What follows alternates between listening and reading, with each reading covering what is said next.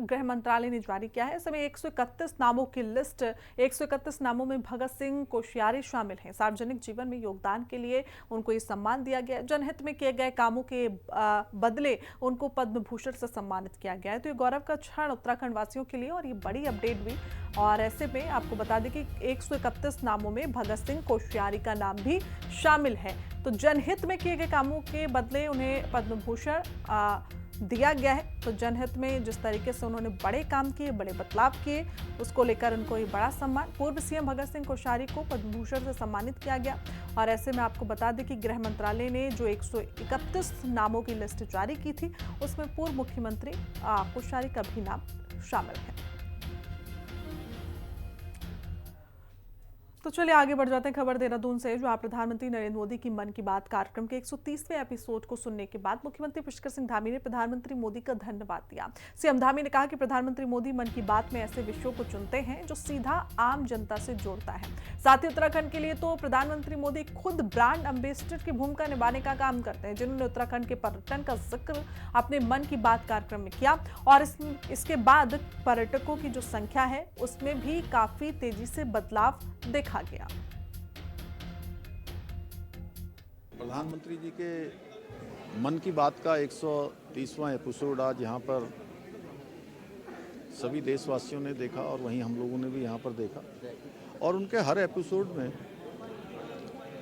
बहुत कुछ सीखने को मिलता है, बहुत कुछ उससे प्रेरणा मिलती है।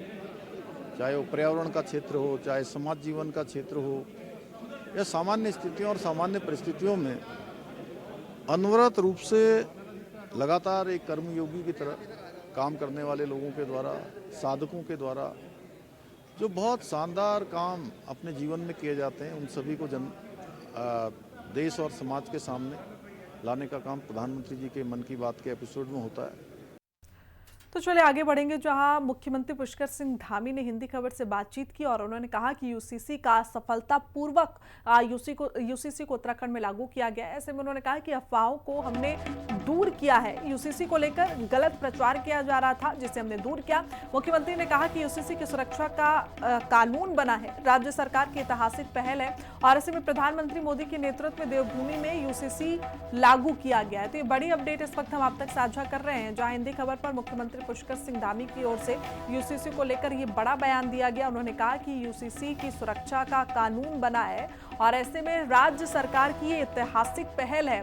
प्रधानमंत्री मोदी के नेतृत्व में ये देवभूमि में यूसीसी लागू किया गया है। ये बड़ी अपडेट फिलहाल इस वक्त हम आप तक साझा कर रहे हैं, जहां हिंदी खबर पर मुख्यमंत्री पुष्कर सिंह धामी की ओर से ये बड़ा बयान दिया गया। उन्होंने कहा कि यूसीसी का सफलतापूर्वक यूसीसी को उत्तराखंड में हमने लागू किया और जो अफवाहें फैल रही थी उनको हमने पूरी तरीके से फिलहाल दूर कर दिया है। तो यूसीसी को लेकर जिस तरीके से गलत प्रचार किया गया, उन अफवाहों को मुख्यमंत्री ने कहा कि हमने दूर किया है। यूसीसी की सुरक्षा का कानून बना है और राज्य सरकार की ऐतिहासिक पहल है। और ये बड़ी अपडेट फिलहाल इस वक्त। और उन्होंने ये भी कहा कि प्रधानमंत्री मोदी के नेतृत्व में फिलहाल देवभूमि में यूसीसी लागू किया गया है।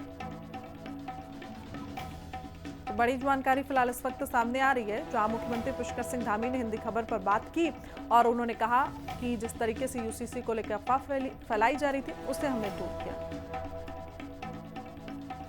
27 जनवरी ये वो तारीख है जब उत्तराखंड आज़ाद होने के बाद पहला वो राज्य बना जिसने यूसीसी लागू किया और अब इसको 1 साल पूरा होने जा रहा है। मुख्यमंत्री का वो विजन था और ये 1 साल सर मैं आपसे जानना चाहूँगी, क्योंकि मुख्यमंत्री पुष्कर सिंह धामी इस वक्त हमारे साथ मौजूद हैं। सर ये जो 1 साल है, क्योंकि अपना कई सारे इस पर सवाल भी उठाए गए, विपक्ष ने कई सारे इसको लेकर नकारात्मक जो है चीज़ें कही। पंजीकरण हम देख रहे हैं किस तरीके से बढ़े, आप कैसे देख रहे हैं सर 1 साल को और कैसे हम लोग इस 1 साल का उत्सव मनाने जा रहे हैं? देखिए, 1 साल बहुत यूसीसी समान नागरिक संहिता के लागू होने का 1 साल सफलतापूर्वक संपन्न हुआ है। इसमें जिन प्रावधानों को लेकर, जिन उद्देश्यों को लेकर देवभूमि उत्तराखंड में यूसीसी का कानून लागू किया गया, उन सभी को धरातल पर उतारने का काम हुआ है। जो बहुत सारी अफवाहें थी, बहुत सारे संदेह थे, बहुत सारा गलत भ्रामक प्रचार था, वो मैं समझता हूँ कि पूरी तरह से संदेह लोगों का दूर हुआ है। और ये यूसीसी सभी की सुरक्षा का कानून बना है, विशेषकर हमारी मातृशक्ति का, महिलाओं के लिए उनकी सुरक्षा और सशक्तिकरण का मार्ग बनाया है, बच्चों के लिए उनका भविष्य का निर्धारण करने वाला बना है। तो मैं समझता हूँ कि ये बहुत ऐतिहासिक उपलब्धि राज्यवासियों के लिए भी है कि पहला राज्य हमको होने का गौरव प्राप्त हुआ देश की आज़ादी के बाद, जहाँ समान नागरिक संहिता का कानून बनाने वाले, संविधान बनाने वाले हमारे निर्माताओं की भावनाओं को सबसे पहले धरातल पर हमारे प्रधानमंत्री आदरणीय मोदी जी के मार्गदर्शन और नेतृत्व में देवभूमि में लागू किया गया। सर, चारधाम बहुत महत्वपूर्ण है हमारे लिए और फिर से चारधाम शुरू होने जा रहे हैं। तमाम तैयारियां हो चुकी है और सरकार की महत्वपूर्ण भूमिका होती है। आप भी हमेशा मॉनिटरिंग करते हैं। इस बार किस तरीके से और ऐतिहासिक हमारी चारधाम यात्रा और बढ़कर लोग आए, क्या तैयारी चल रही है? नहीं, पिछली यात्रा जैसे ही हमारी संपन्न हुई थी 2025 की, तो 2026 की यात्रा की हमने तैयारियां प्रारंभ कर दी थी और यात्रियों को, तीर्थयात्रियों को, श्रद्धालुओं को किसी प्रकार की कोई परेशानी न हो, उनकी सुरक्षा सर्वोच्च प्राथमिकता रखते हुए सभी प्रकार के समन्वय स्थापित करते हुए इस बार की चारधाम यात्रा को और सफलतापूर्वक संचालित करने के लिए सभी प्रयास किए जा रहे हैं। तो ये थे हमारे साथ मुख्यमंत्री पुष्कर सिंह धामी जी, जिनका ये कहना है कि इस बार की चारधाम यात्रा भी पिछली बार की तरह सफल रहे, इसको लेकर तमाम तैयारियां की जा रही हैं। देहरादून से कैमरा पर्सन विजेंद्र रतूड़ी के साथ मैं शुभांगी भट्ट, हिंदी खबर। तो अगली खबर देहरादून से, जहां मुख्यमंत्री पुष्कर सिंह धामी ने होमगार्ड और नागरिक सुरक्षा विभाग में बढ़ती सामग्री खरीद से जुड़े घोटालों में संलिप्त पाए जाने पर निदेशक home guard deputy commandant Amitabh Srivastava को तत्काल प्रभाव से निलंबित करते हुए मामले की जांच के लिए संयुक्त जांच समिति गठित करने के निर्देश जारी किए गए। और इसके अलावा भी भ्रष्टाचार के खिलाफ सरकार की जीरो टॉलरेंस की नीति लगातार जारी है और कई अधिकारी कर्मचारियों पर इसके चलते गाज भी गिर चुकी है।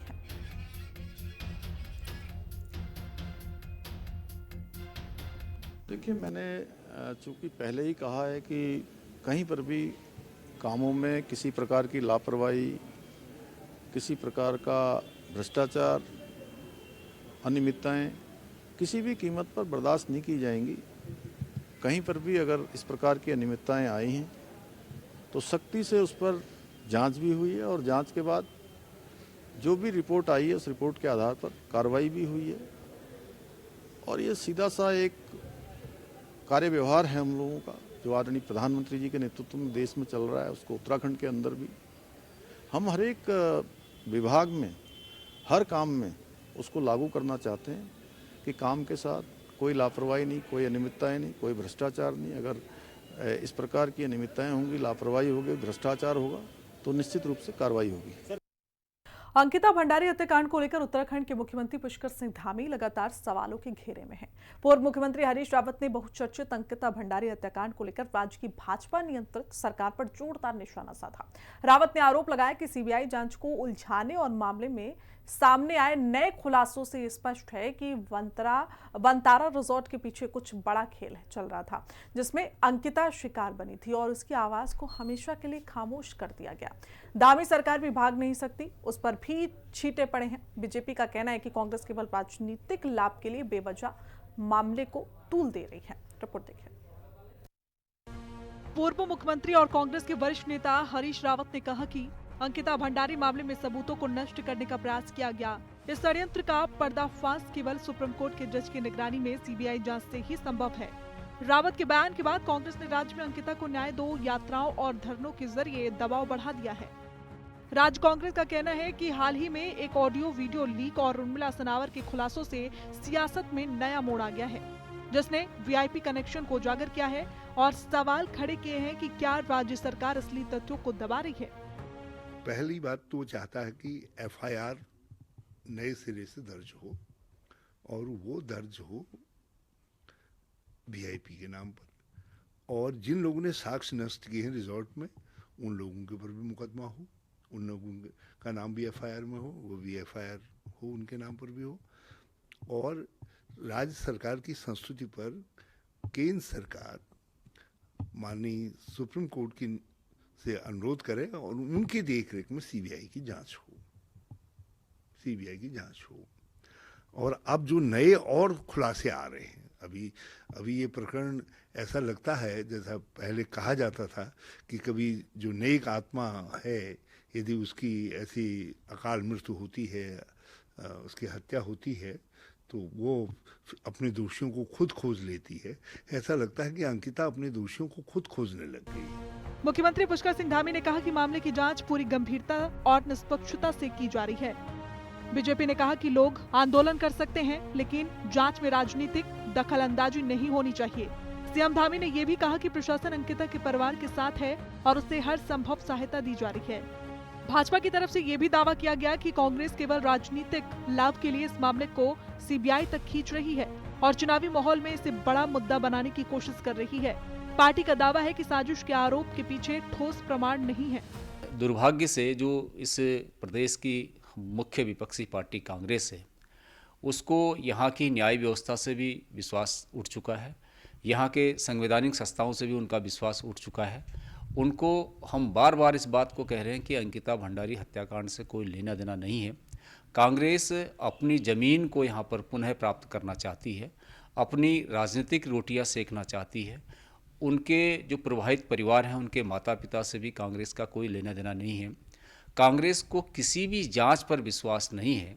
जब माननीय मुख्यमंत्री जी ने उनके माता पिता के भावनाओं के अनुरूप सीबीआई जांच की, तो आज फिर कांग्रेस दूसरी राग अलापने लगी है। इसलिए कांग्रेस को किसी भी जांच से विश्वास नहीं है। कांग्रेस इसमें केवल और केवल राजनीति करना चाहते हैं और इसी राजनीति के कारण से हरीश रावत जी भी, जो वरिष्ठ नेता हैं, उनको इस प्रकार के बयान नहीं देना चाहिए। एक जिम्मेवारी भरा बयान उनको देना चाहिए।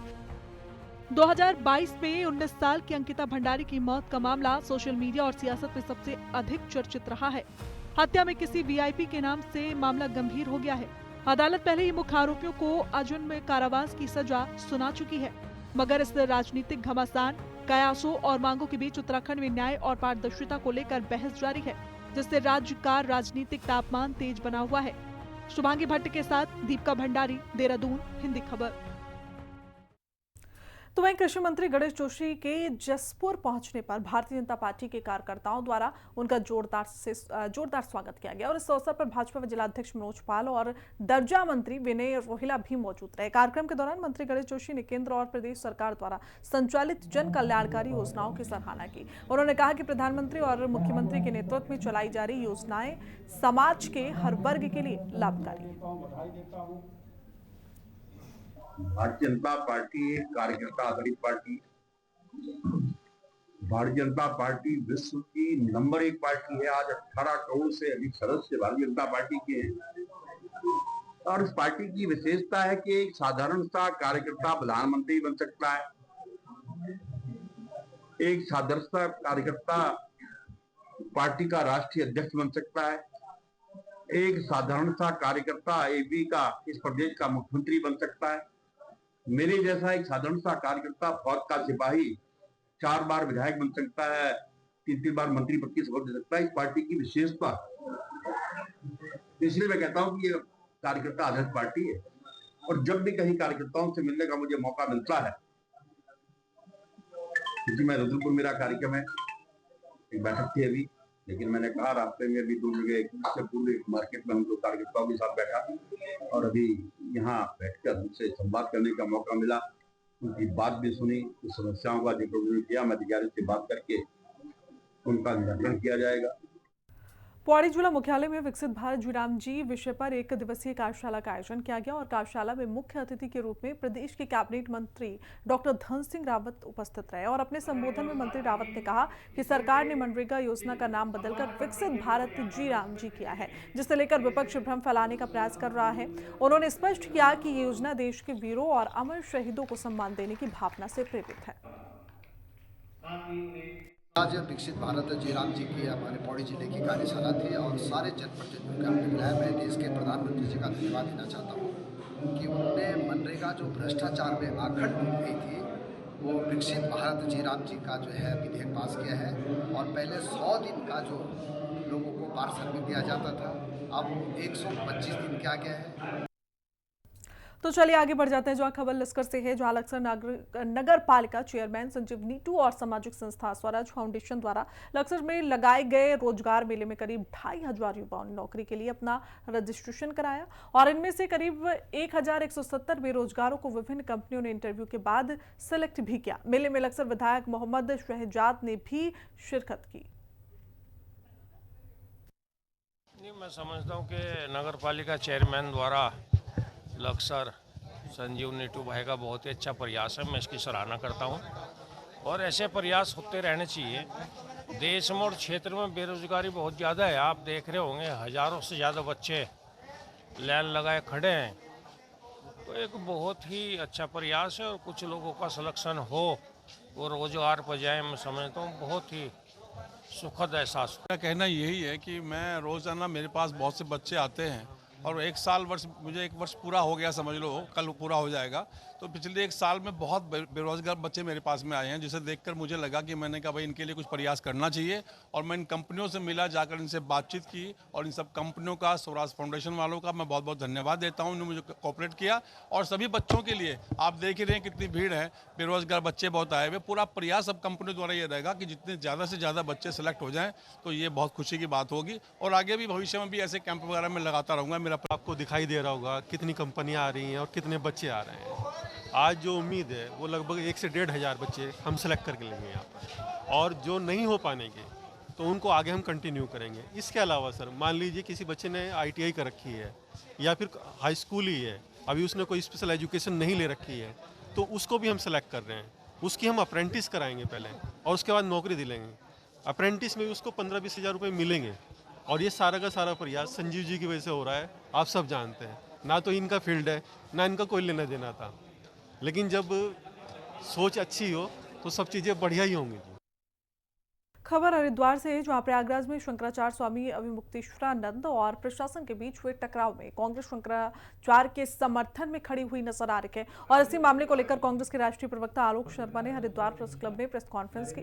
शंकराचार्य के साथ जो हुआ उसे दुर्व्यवहार बताया और कहा कि प्रशासन को उन्हें सम्मान के साथ स्नान कराना चाहिए।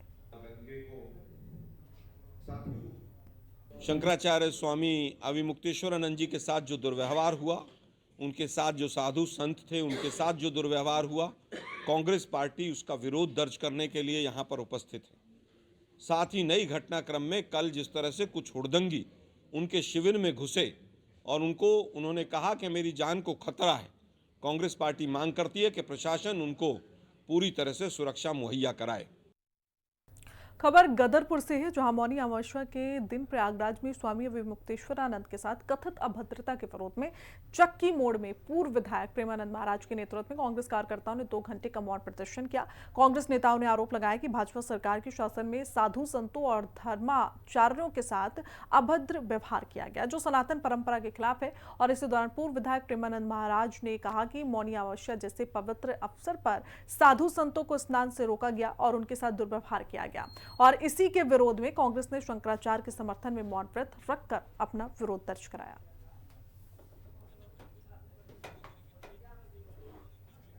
और इसी के साथ बुलेटिन में बस इतना ही। देश दुनिया की तमाम जानकारी के लिए देखते रहेंगे खबर। नमस्कार।